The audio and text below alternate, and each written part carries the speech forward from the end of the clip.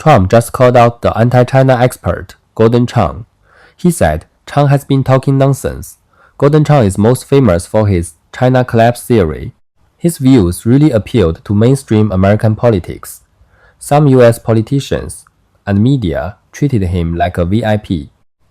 During Trump's first term, Chang often visited the White House. He did interviews on Fox News and more. You'd think Chang and Trump had a good relationship. So why is Trump calling him out now?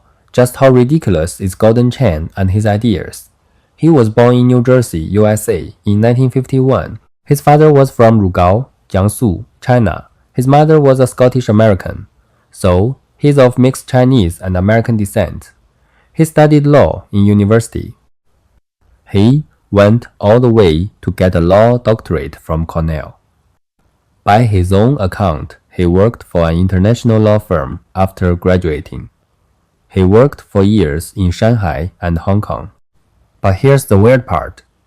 Even after living in China for so long, he never learned Chinese. In 2001, this self-proclaimed China hand wrote a book.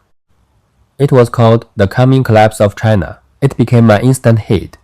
Why was it so popular? Not because his predictions were accurate, but because they perfectly avoided every correct answer. They were always the opposite of reality.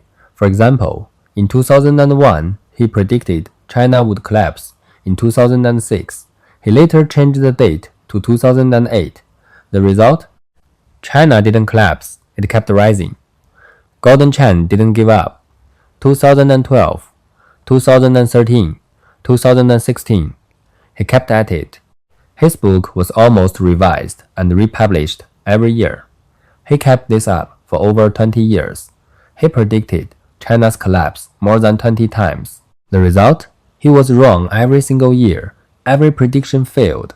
If his claims are so unreliable, why does he still have an audience in the US? Because American politicians and media only believe what they want to see.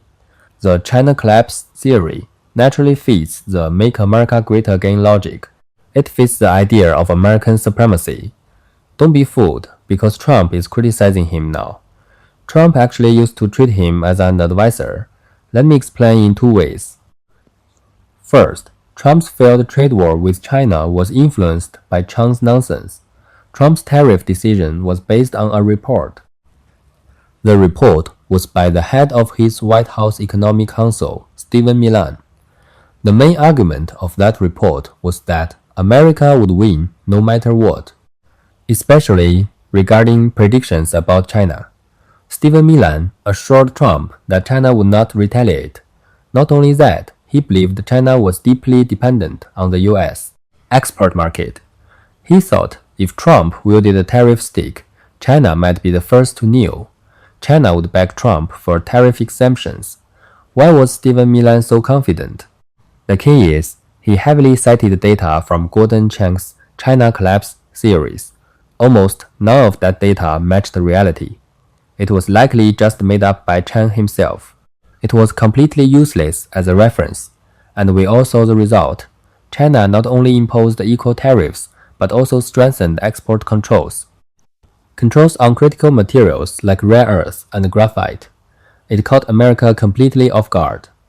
The second point involves Fox News. Fox News was considered Trump's media platform. They long treated Gordon Chang as a VIP, asking him for China policy advice.